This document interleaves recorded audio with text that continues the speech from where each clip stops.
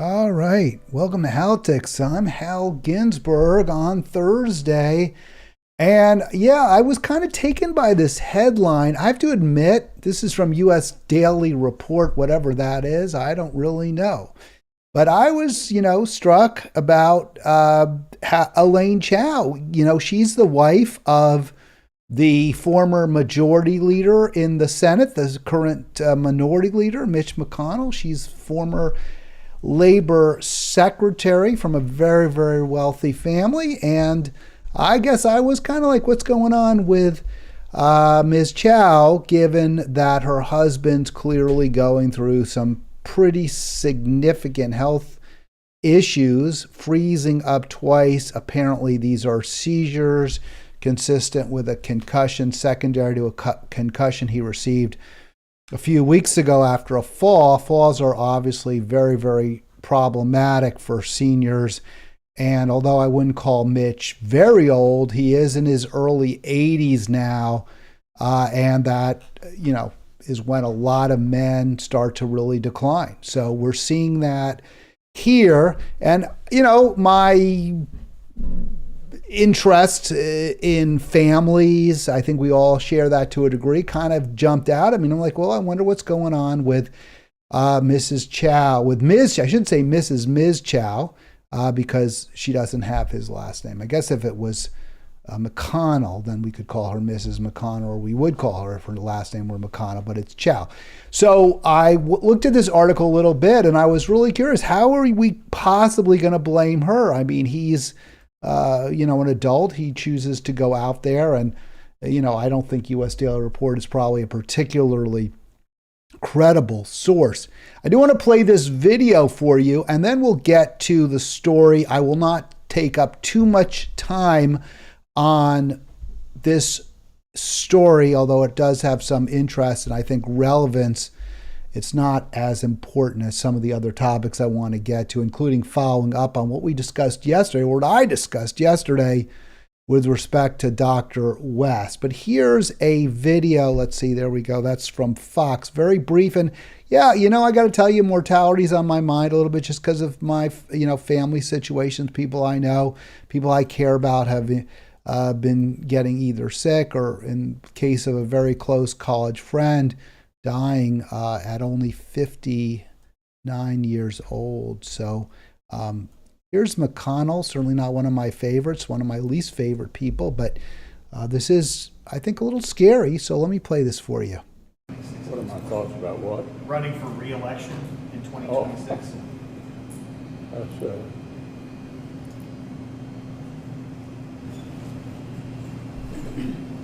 And you see, he just Did sort you hear of the question, freezes. Senator? Running for re-election He in tries to help. 2026? All right, I'm sorry, you all. We're going to need a minute. All right, so that's obviously a frightening scenario to see that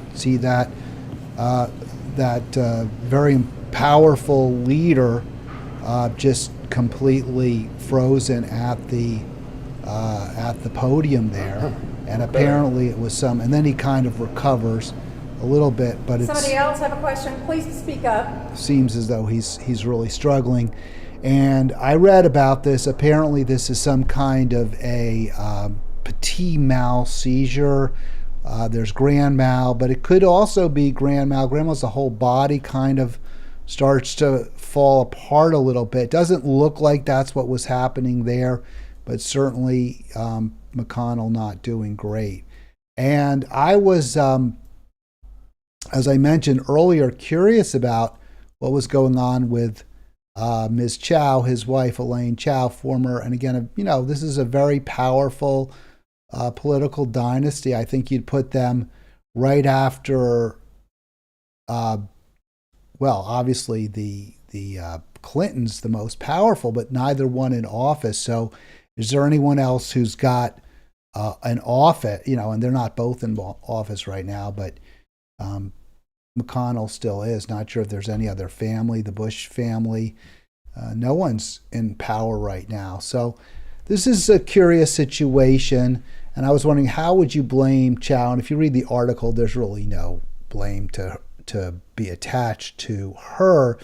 although some are saying she needs to get her husband to retire and go to a hospital. And, I don't know, can she make him retire? No one seems to be able to get Senator Feinstein to retire, so I'm not clear that Ms. Chao can get McConnell to retire, but I would hope he would retire, because I don't think he's caused a lot of problems, a lot of damage to our country.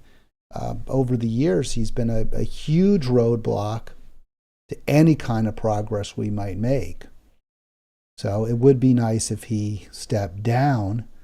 But of course, there are rumors she'll replace him, which doesn't sound so positive. They asked him, the reporters there, the question he froze on was, are you going to run for re-election in 26? And the answer, I think, was kind of apparent, right, from that video. Probably not. He kind of laughed a little bit before he had his seizure. But if Chao takes over now, she would be in excellent position to run for her own re-election, or her own election, in just over 2 years, I think, right? Or, well, it's 23, so it'd be just over 3 years that she would be running. That's not something to feel great about. I don't know that she would be able to prevail. And Kentucky has had some Democrats win some elections. Maybe, I think the governor is now a Democrat, so perhaps he would be better poised. It would be good for the Senate if McConnell is no longer in office. That's about all I really have to say on that, but I thought it was kind of of human interest as well, to see what does happen to us as we get older. And I think that's a warning too, that Joe Biden, who I believe is identical in age to McConnell, he's not doing great either, as far as we can tell. Which I think, look, we got to look for alternatives. The fear of Trump, I think, is overblown. The comparison of Biden to Trump isn't a completely unfair one, in the sense that neither one has proven, or both have proven, to be in many ways harmful in office. So, given Trump's very, very significant legal difficulties, given Biden's age and his problematic record, I think the man we need to look to, or the person, I should say, we need to look to, in this case, is a man, and that is Dr. Cornel West. I did talk about West yesterday in my program. I responded to Tim's concern question rather, whether the issue of West owing back taxes and at least a judgment having been levied against him for failing to pay child support, was that a problem? And I would say, yeah, it's a concern. It's a concern both from an electability standpoint, which probably his electability is not great. I mean, we haven't seen a third-party candidate win an election for president since 1860. And at that point, it's not even clear the Republican Party was the third party. They were pretty much the second party. The Whigs were pretty much dead on arrival. So, West may not have been that electable. I think the fact that he has some legal issues, they're obviously nothing compared to Trump's, and possibly de minimis even compared to Biden's, with respect to issues arising out of Hunter Biden transactions that may have involved his father. That hasn't been proven yet. I will not withhold a vote for Dr. West because of what has come out. I don't think it's that significant. I don't think that's serious. The question was, do I think it could be a concern? And the answer is yes. I don't think we should pretend it's not, or it's irrelevant. I think it's relevant. I don't think it's that relevant. It is basically a private matter. And private matters, to my way of thinking, are far less crucial, far less important than one's public stances. But to a degree, they do tell us something about a candidate. And I don't think they reflect well on Dr. West, when almost everything we know about him does reflect well on him. Before we get to that, I do want to talk a little bit about an invitation I received yesterday that I think speaks to the real challenges, the problems. We talked about this before. I know it's come up with regard to the Justice Democrats, with regard to the Justice Democrats cutting way back their staffing, as has the Sunrise Movement. Money is a big problem for a lot of these progressive groups. They're scrambling to make ends meet. This is what a Maryland group that has pretty strong connections to the labor movement is doing. Progressive Maryland is part of People's Action. And I'm actually wearing a People's Action shirt. I don't know if you can see it. Let me see. I'll try to slide down. Well, you can't really see it, but it says Rise Up on it. It's a People's Action shirt. I've been involved with Progressive Maryland in the past. I certainly know the president of the group in Maryland, Larry Stafford, pretty well. And I think Larry's a great guy, and he's done a really nice job. But I find this very, very disappointing and disheartening.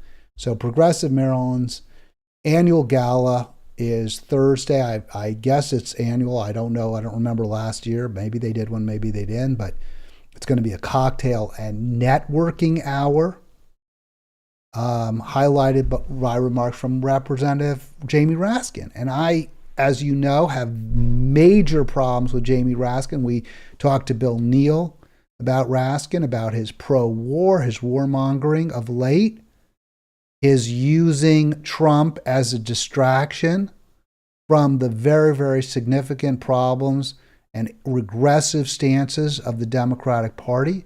Raskin's failure to call out Biden's support for the pipeline in the Mountain Valley Pipeline, to call out his failure to call out his support for drilling in the Arctic. These are very real problems. Raskin voted for the dirty debt ceiling deal.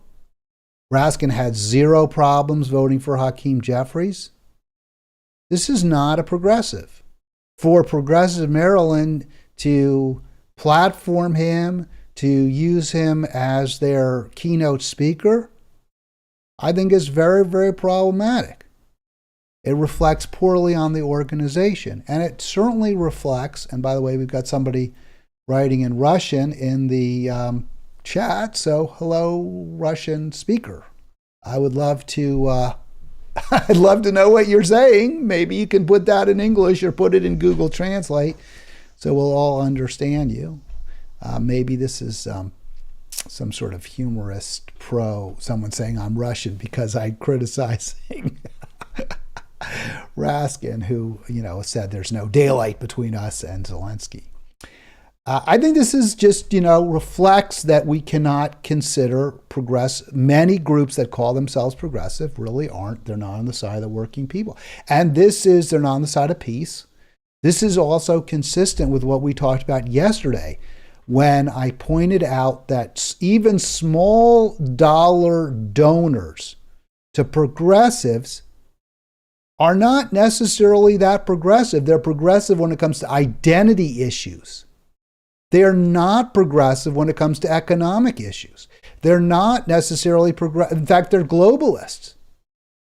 And of course, globalists are going to be the ones who are supporting the war in Ukraine, promoting it, fomenting it. We're all one world. We've got to defend Ukraine. This is a giant market we've all got to be part of.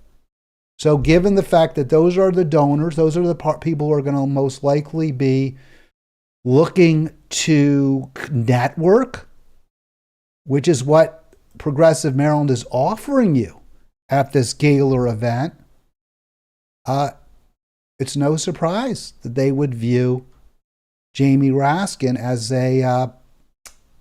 somebody who's going to help them make money. And that's what this is all about, them fundraising. So, it's really disappointing. The event seeks to foster deeper engagement with PMD allies. I don't see Raskin as an ally. I'm sorry. I just can't see that. While also raising funds. Cocktail and networking hour with silent art auction. Tickets are priced at $150 per person. What does that buy you? A little bit of access. A little bit of access to people in power, to somebody with a lot of power, to Progressive Maryland, which is one of the more well-funded organizations for sure. Yes, I don't understand Russian. Dima Gorakov, I don't understand it either, flying robot. Thank you. 150 a person, that's what you're getting. This is the problem with our progressive movement. I don't have an answer. Do I have a solution? No, because money has always been, it's the mother's milk of politics. But this is not the path forward.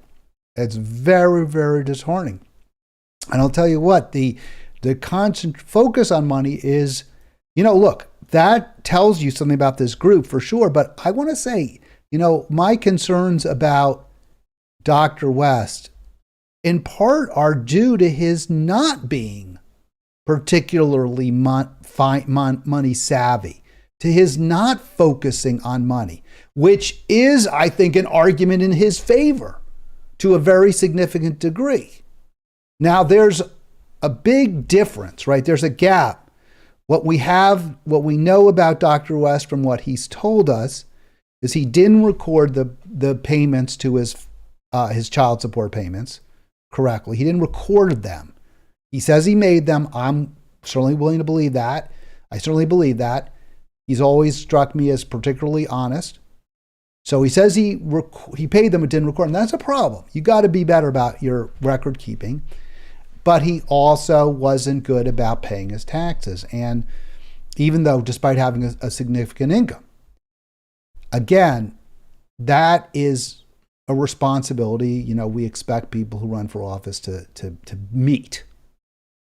And I'm going to play a clip from the Revolutionary Black Network that talks a little bit about this, and they come up with a different explanation, even than West did. But I think it's instructive and it's important to address. But to me, West's deprecating, his putting money issues second, is also a very significant mark in his favor.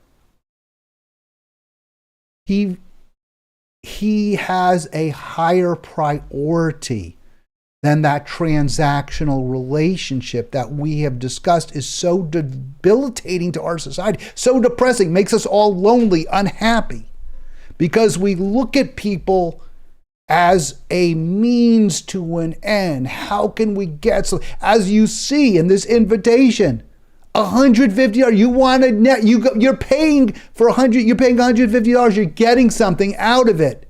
It's not to make society a better place, right? It's not, I want to help progressive Maryland bring us single payer health care. I want progressive Maryland to fight for all working people in our state.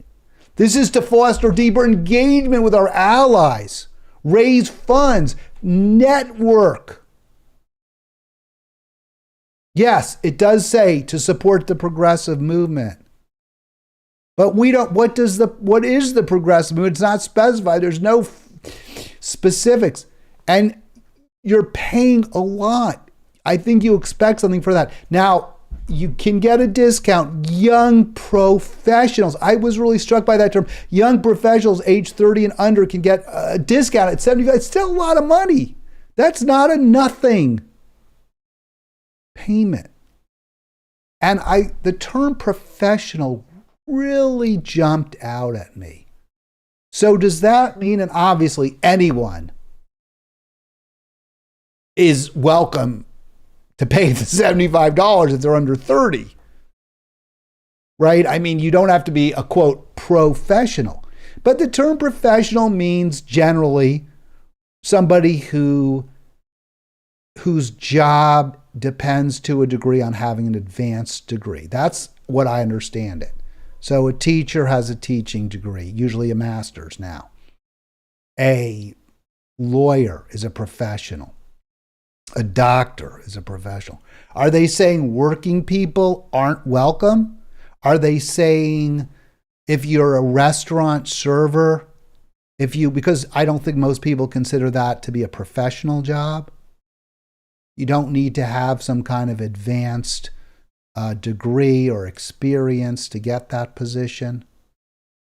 An engineer, you're a young professional. You're welcome. What about if you're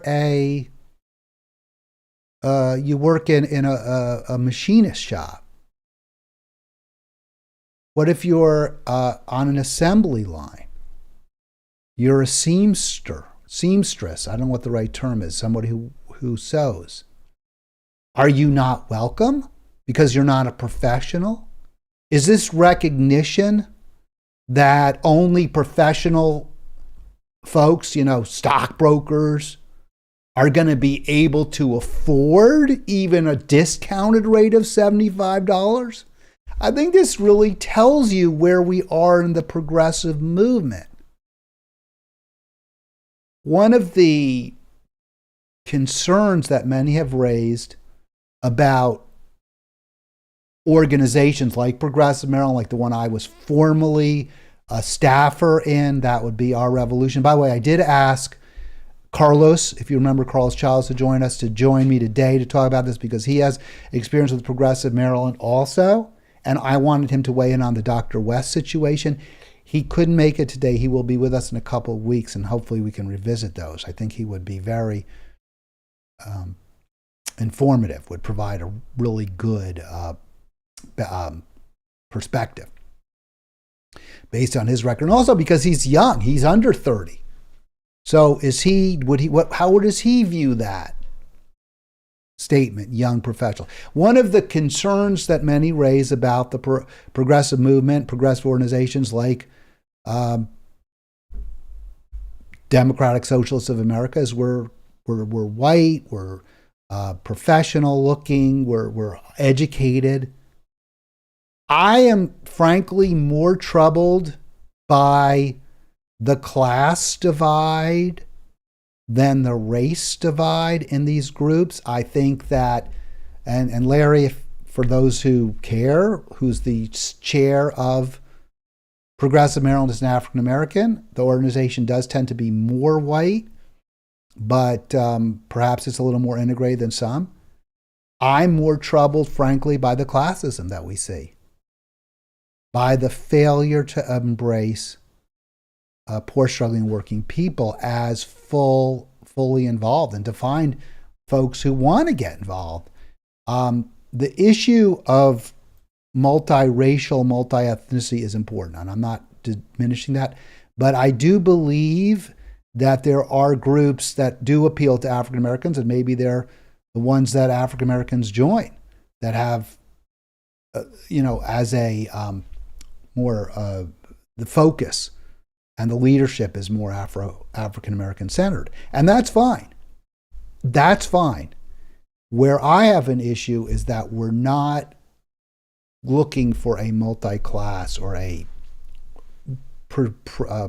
predominantly poor, struggling, working class agenda, which is what we saw yesterday, and when we talked about why the donor class, even the small donor class, is a problem for the progressive movement, because their focus is not on an overtly progressive populist economic agenda.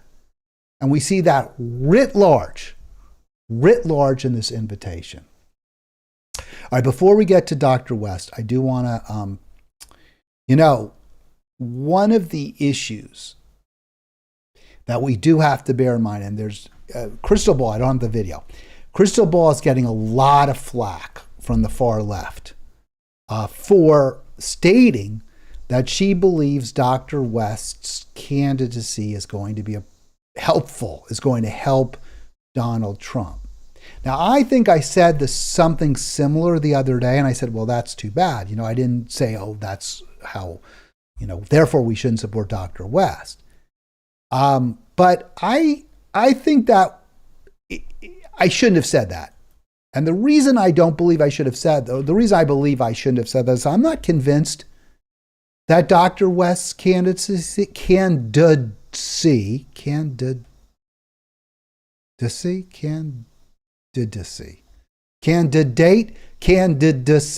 I'm not convinced that Dr. West's candidacy is really that big an issue for Joe Biden. I don't think the people who are going to vote for Dr. West are people who were inclined to vote for Joe Biden in the first place.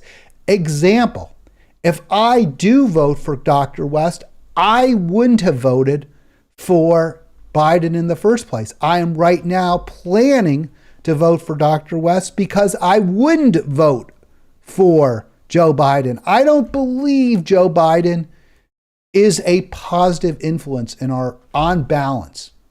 But I try to be as open-minded, as fair as I can be. And I think you don't see that. And that's one of the reasons I do this program. Because even with the left, you rarely see what I would consider to be an even-handed conversation, a discussion. It's always one-sided. You have the faux aggressives like the Sam Cedars and the Packmans who attack anyone to the left of them. That's not open-minded. That's not acknowledging the deep and obvious flaws in the Biden administration. But then you also have, I guess they're sort of far left people like Jimmy Dore, who can't see anything that isn't completely nefarious and evil in the Democratic establishment. And I am kind of with them, but I'm not going to say there's zero difference whatsoever. Here is something that Biden is doing. And we talked about something else he did, right? With respect to the NLRB, National Labor Relations Board, making it much easier for labor to organize at workplaces. Now, I'm skeptical that will hold up through the courts because they're so right-leaning, so right-wing. But it was still it still reflects a true ideological break from the neo-lib economic agenda that we have seen in this administration and certainly in previous Republican administrations, where there is support given to working people, the idea that they should be able to organize. This is also a plus. Is it that big a plus? It's a plus.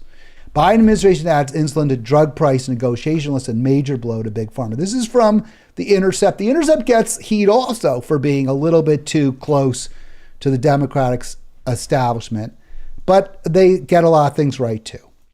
And yes, Big Pharma on balance doesn't like this. I mean, it's certainly a good thing that diabetics will be paying less, significantly less, and that we as taxpayers will be paying less for insulin. That is good. There's no other way to see it. But what worries me about this even is, and remember, Biden said, I believe he said he was likely to veto Medicare for all if it ever passed. What worries me about this is that what we see from the Democratic Party often is they give just enough to take a little bit of the steam, to release enough steam so they can squeak by to a victory, or at least that's what they're hoping. They get how angry people are about drug prices, and rightly so. It's an absolute travesty. It's immoral. It's wrong. It's obscene. It's deadly. The cost of healthcare in America is absolutely fatal for many. And even if it doesn't kill you because you can't get healthcare, it can kill you because of the stress. Stress is a major killer. It's a huge factor in our relatively short lifespan in this country is stress. So this will alleviate some of the stress that diabetics face, that their families face. There are other drugs, 9 others, that are going to be less overpriced because of the government negotiating. But really, this is the very, very, very least. Is it enough to make me say we should vote for Joe Biden? No. Is it enough for me to say Joe Biden is definitely better than Trump on policy? Well, it is on this policy, although Trump also indicated he supported the same policy, that we would allow the federal government to negotiate on the cost of some drugs. He did say that, but he never took any steps towards it. Maybe he thought it couldn't happen. I don't know.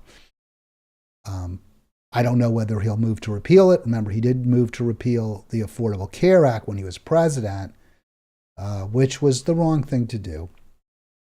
Although the Affordable Care Act has obviously not done a lot. And again, that's another example of Democrats doing the bare minimum to get reelected. But credit where it's due.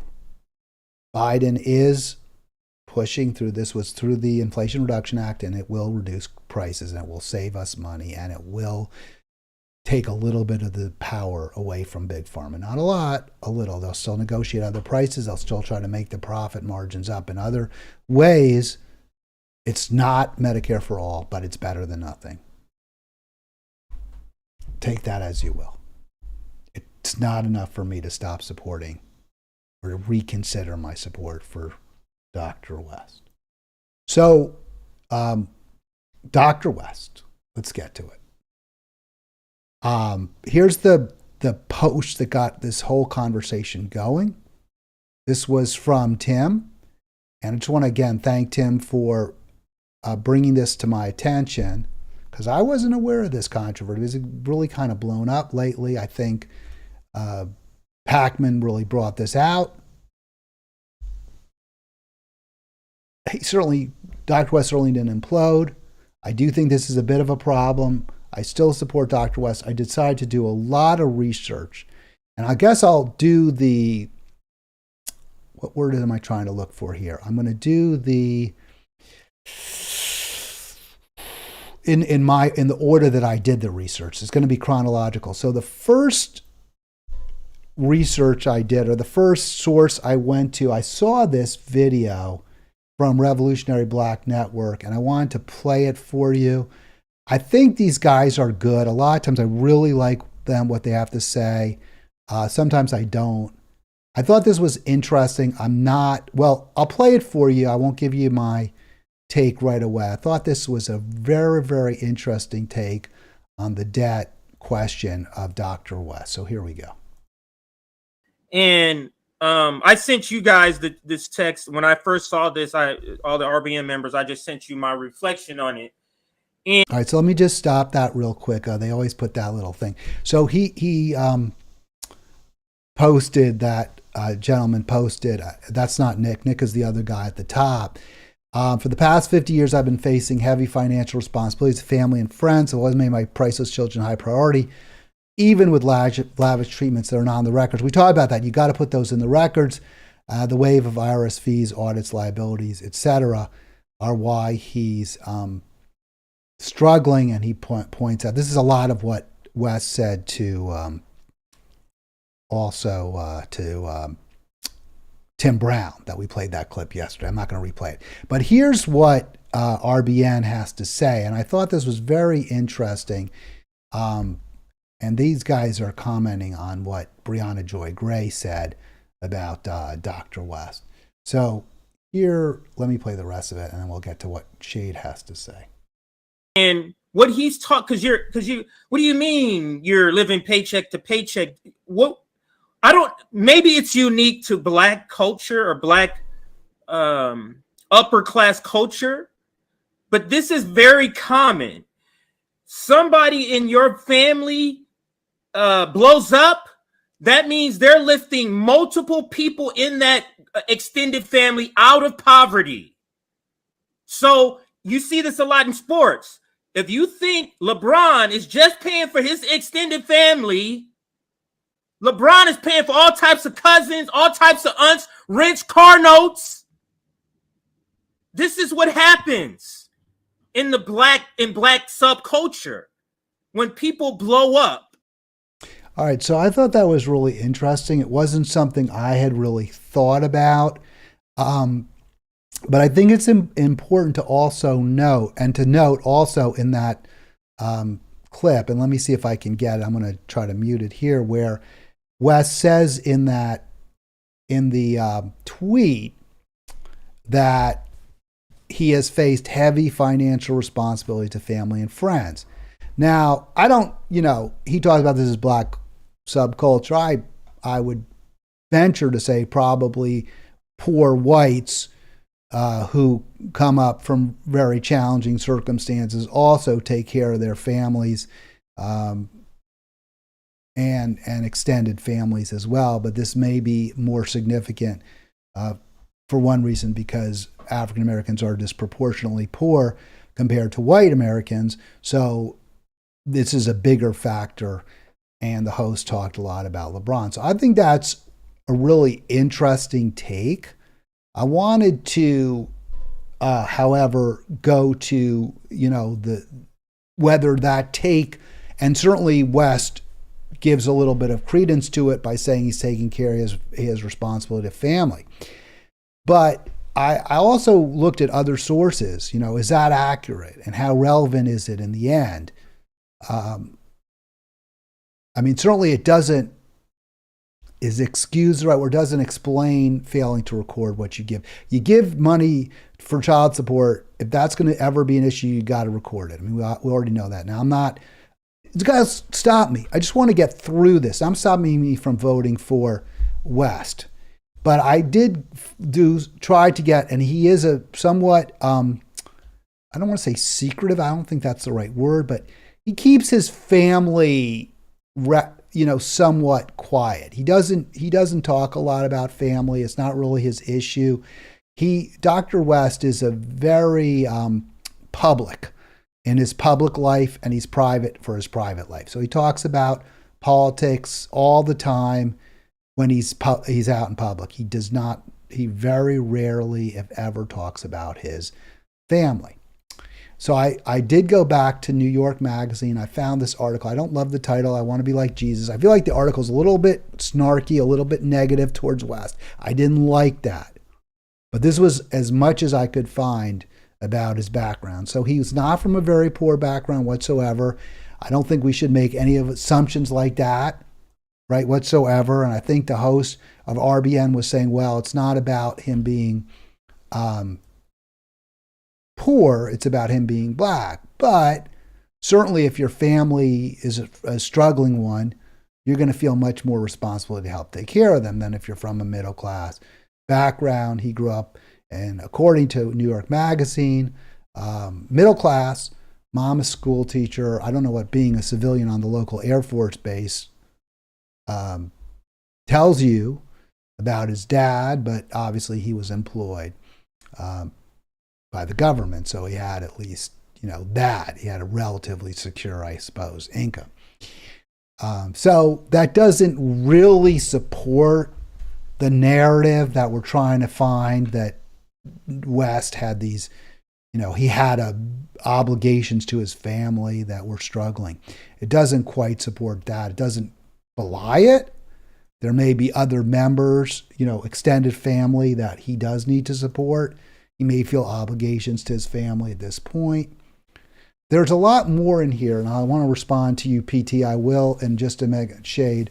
I will in just a moment, but I want to just get through this. Just again, understanding, explaining Dr. West's record. And I think what I take from this is really more sympathy for Dr. West and more of a belief, not because I'm buying that he had to take care of his family the way RBN says. There may be that part of that, but more because this is a man who clearly doesn't prioritize income, doesn't prioritize making certain finances. And I think can be an issue, of course. But that said, we are in a place in our society where we need to focus on humanity, on people, on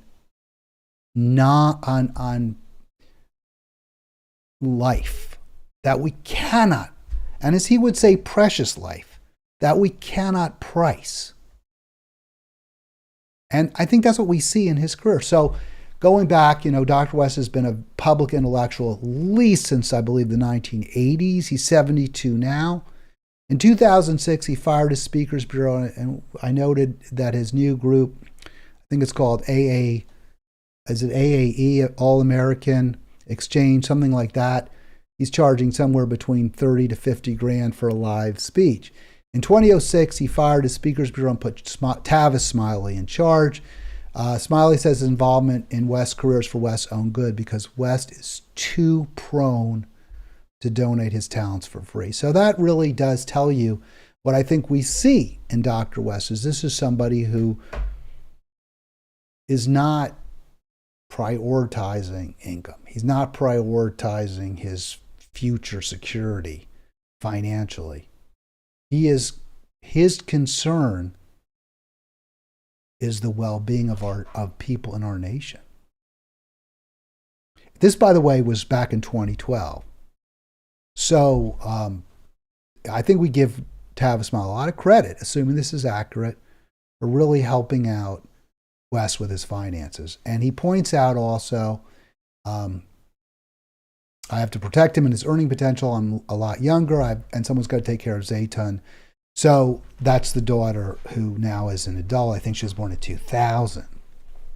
So she would have been 12 when this was written. So good for Tavis Smiley for helping West. But I think what we really get out of this, again, is a person who is not the most worldly. And when I say worldly, I mean somebody who's not focusing on worldly possessions, worldly goods, but on making things better for everyone. And that's who I want to be president. From Shade, you can vote for CW in Maryland, but a vote for West in swing states, vote for Trump. I don't see, that's only true, Shade, if you would vote for Biden anyway, right? The only way a vote for West is a vote for Biden is if you're saying, yeah, I'd vote for Biden if I didn't vote for West. I'm not there. I would only vote for a candidate if I think they're going to make things better. I'm not persuaded Biden will make things better. We can't have Trump appoint more judges and his finger on the nuke button. Okay, I hear you. But if your issue is the nuke button, I would say, who's the one who's promoting endless war with Putin? Not Trump. Trump says he wants the people to stop dying. And then Shade goes on, I just posted yesterday, so I will. It provides possible explanation. All right, so he's talking about tech issues too. Or also trying to explain. And he's saying, look, West's financial issues, he says, damage his candidacy. And I don't disagree with that. But again, my vote for West in part reflects my belief that neither of the two major party candidates will be good for our nation. And the difference between them is not tremendous. So that's where I think I come very differently than many of you. All right, 240-363-7190. I haven't, by the way, talked about this today, so I'll say it now. Click like, click subscribe, please. Let's get this thing going. My son was impressed. He said, you're over 100 subscribers now. Yeah, it's 134 last I checked. Come on, 1,000? Is that too much to ask for? And if you're not if you think I could do better, if you say, I know why you don't have so many subscribers, Hal, tell me, let me know. What's the secret? I want to know the secret. I will listen to anybody who has, provides some sort of good suggestions. Also, click like if you like this video. I know a lot of you want more guests, more speakers. We'll have Arlen next week. Tomorrow's the free-for-all. I'll be back Tuesday, Labor Day off. We'll have Carlos the following week. I'm trying to get some more people on. We'll probably have Liz Croydon, the comic, who's going to be on in New York on the 14th. Here's Dr. West. This, I think, sums up for me. This is an interview he did. Again, our friends, and I want to, of course, I try to really not let, look, because I'm all about, in the end, I want things to get better. So if the Hill helps us get things better, Hill Rising, then good. Here's Dr. West on the Hill, and I think he kind of sets out the argument better than I could. Well, of course, he makes it better than I could for him. Here you go. Oh, let's see if we can hear him. In fact, to reshape both the political system, it'd be nice to have rank priority voting and proportional representation. That would be a positive thing. Democratic Party has no interest in that whatsoever. It's clear that Biden and company have no serious interest in trying to scale back on the militarism abroad. They have no serious interest. But I want to stop that. I think that's an enormous issue, right? Is the militarism abroad. That, I talk about it, Ukraine, this has been a terrible, terrible war to promote. That's all I can say. I mean, it's destroying the country. The alternative is not giving Putin everything he wants. Clearly, that's not. It's a false. It's a false narrative. It's a false dichotomy. The alternative is pushing aggressively for a ceasefire, demanding that that they put down their weapons and talk. And we are doing just the opposite. And if you're concerned it's some kind of a nuclear war, or somebody's finger on a button, I'm as scared of Biden's as Trump's. And yeah, you can't take anything any politician says from Flying Robot. You can't take anything Trump says face value. I agree. But, I mean, who can you? He has some chops when it comes to peace. He did negotiate, Trump did, the Afghan withdrawal. And he was always attacked for being too close to Russia. So that criticism would suggest that he would likely try to stop war with Russia. Just in trying to really make poor and working people a priority, so that Bernie's argument, and again, I love my brother no matter what, but Bernie's argument is there's never time to break. And part of the paradox here, my sister, is the neo-fascism that's escalating is predicated on the rottenness of a system in which the Democratic Party facilitates that frustration and desperation because it can't present an alternative. And if America is unable to present an alternative to the Democratic parties in the end, then we're going fast. All right, so he's saying, and this is what I've been saying over and over. And I don't take any credit for it. The fact that both parties represent the corporate elites is what's driving us into the arms of fascists or neo-fascists or proto-fascists like Trump.